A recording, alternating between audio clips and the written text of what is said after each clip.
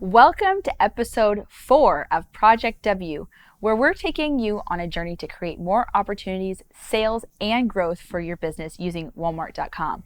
We're showing you how to sell your Amazon products on Walmart.com using these same simple methods. I'm Carrie with Helium 10. And I'm Tim Jordan with Private Label Agent. And in this episode, we're going to show you the actual anatomy of the search result page and listings for Walmart.com. Many of you have probably never spent much time on Walmart actually going through and seeing what that actually looks like. That's what we're going to do in this episode.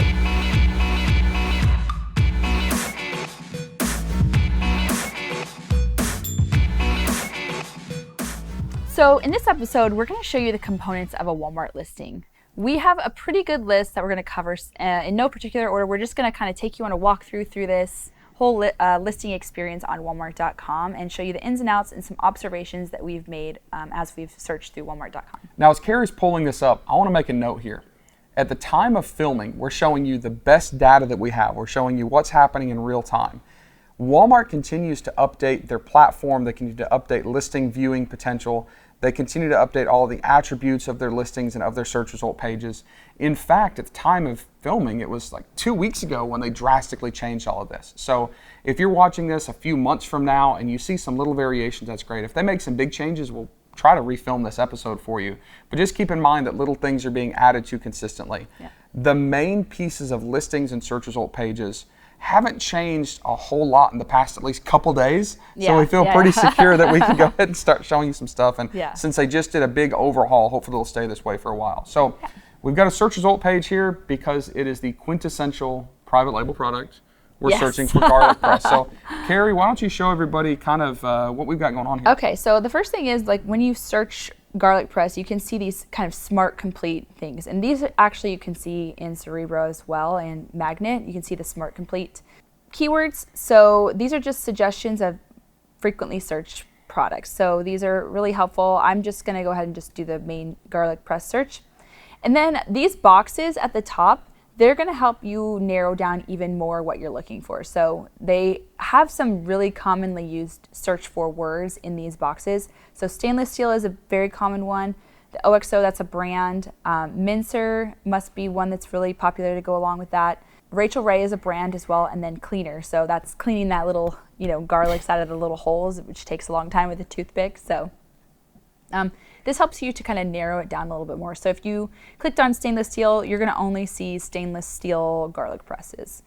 So after we have gotten to this page, this is what the search page looks like. And we can take a look at these images, and you can notice that it's quite a bit different than, say, Amazon, where you literally have just a product and white space behind it. There aren't any guidelines for the first image in this regard, so you can see some lifestyle photos and photos with all the different accessories that are included. I see some bad photos too. You see some bad photos, exactly. So it's quite interesting to see the different photos on there. You can also see the title here, and I actually did a little character count on some of these, and I looked and saw that there were I think 90 characters on some of these titles actually have more characters than were allowed in the listing creation guidelines. We'll get to that, I think, in 2 more episodes, but it was interesting to see. But you can see most of those characters as well on this search page. So that's kind of something interesting to consider in terms of your listing quality score.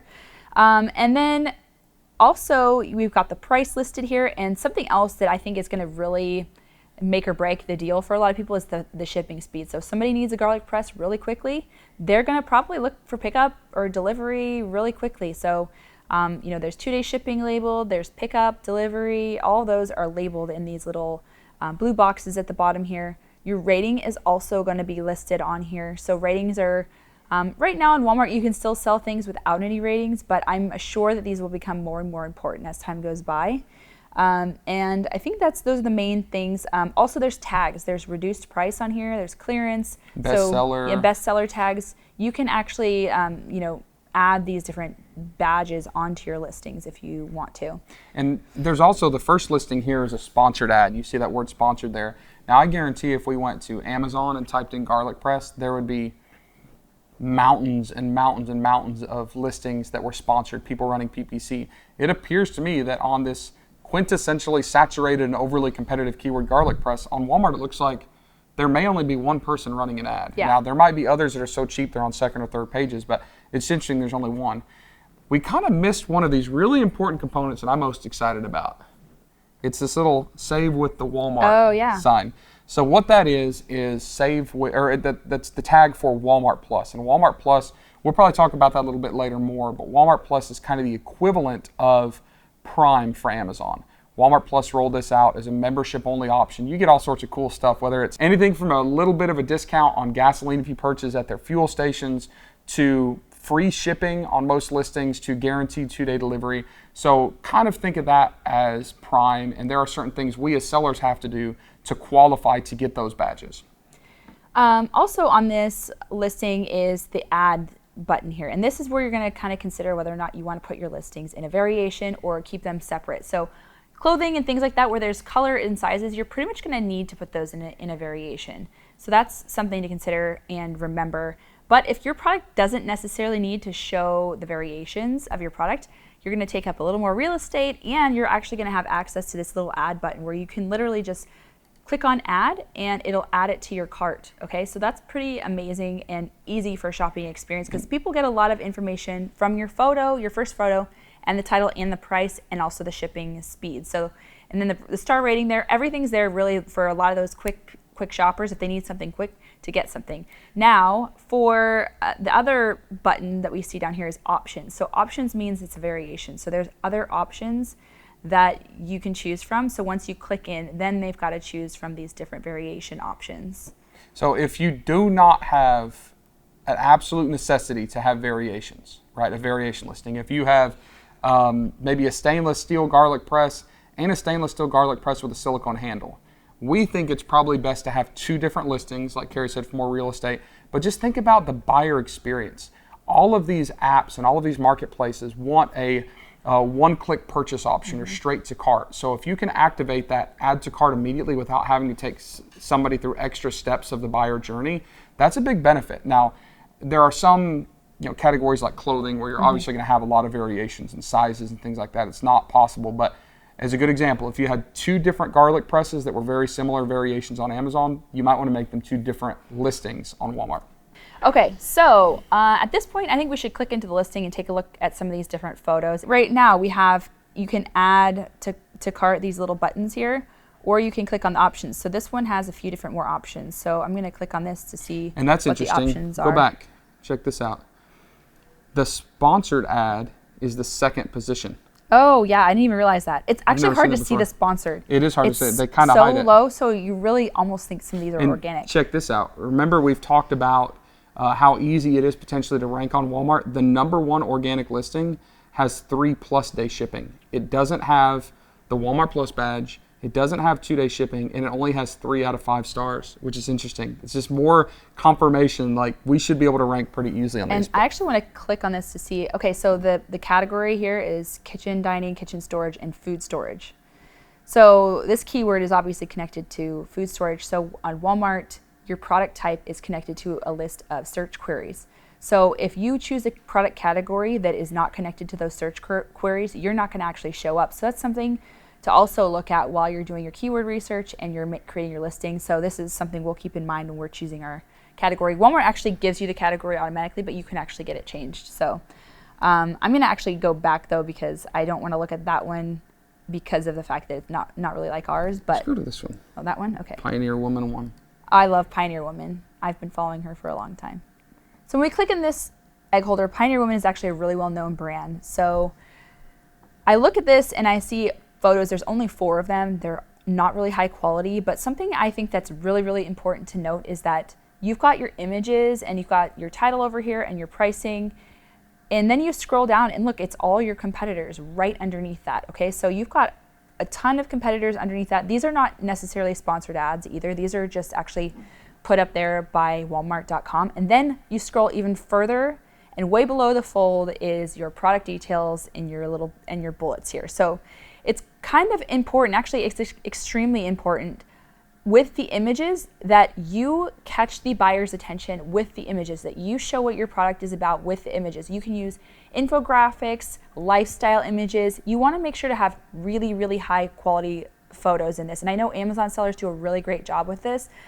So I think that's going to be one of the most important things. What do you think, Tim? All right, some other interesting things about this listing is we've got a tag here, this badge, this popular pick badge, that we didn't see on the search result page, which I think is very interesting. We've got, of course, our title, and as Carrie has pointed out, the title and the images have a lot to be desired. There's not a whole lot of taking advantage of this listing space right here, but this is basically all you get is a few images in the title. You've got your add to carts, you've got your price, you've got when it's going to be delivered by, and then we've got all of our competitors. So you better make this screen count, because they have to go past all these competitors before they get to the description and the bullet points. Now we're going to go through the criteria for listing your descriptions and bullet points in another episode. I think we're 2 episodes from here, and we're going to tell you basically how we're going to write all that with the keywords within their listing guidelines. I have a few specifications, not a whole lot, and then we get down into the reviews. Now the reviews are interesting because we like to think about Amazon. Of course, we are comparing openly with Amazon right now. And there's a couple things that we have going on right now. One is there is no upvoting and downvoting, right? Yeah. So we know that Walmart kind of picks and chooses which review they want to prioritize. But Carrie also noticed something brand new on this listing that we've never seen before, which is interesting because it's just new features constantly being added to Walmart as we go. But check this out. So first of all, also at the top there's a most helpful positive review and a most helpful negative review. And what's interesting, like he was saying, is there's no upvote, so I don't know how that's actually calculated. But at the bottom of that most helpful positive review, it says incentivized review. So it's actually tagging it as an incentivized review, so it's a giveaway of some sort. And I'm curious actually to know how they've tagged that, if Walmart has a program that they've just introduced to do some sort of giveaways like Amazon Vine or something like that. But that's something I've never seen. I think that's an excuse to do more content. Yeah, we'll dig into that, and we'll put that too in the show notes for this episode, which is at helium10.com/W4, episode 4. So we'll get to the bottom of that. Things are evolving quickly. We do also have the verified purchaser, which is interesting, that do not have the incentivized review, and you can read them all. And there's a few other things here. So really, there's not a whole lot going on. It's a very, very simple listing page. Again, focus really, really hard on your initial image. And if you want to see kind of maybe a snapshot into the future, if you scroll all the way down here, you have this Dsp Ad Space. Mm-hmm.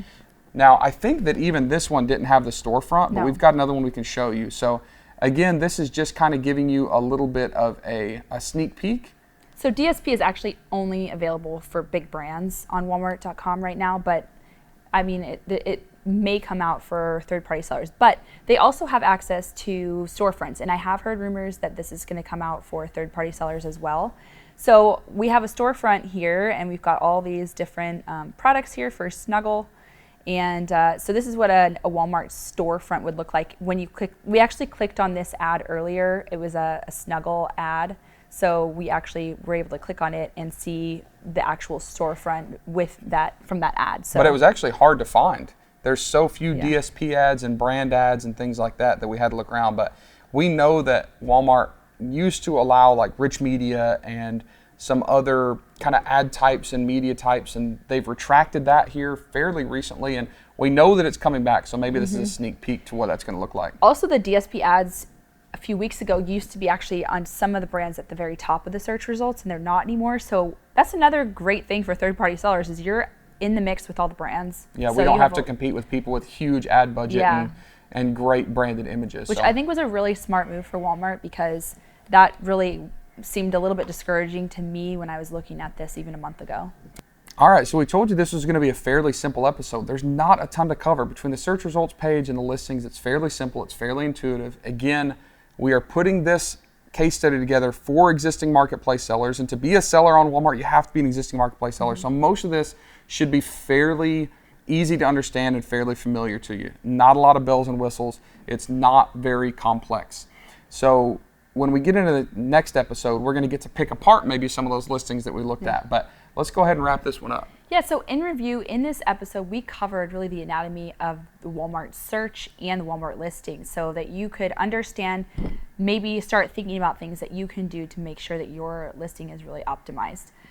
If you want to review the show notes for this episode, or review all of the Project W episodes and resources at helium10.com/Project W.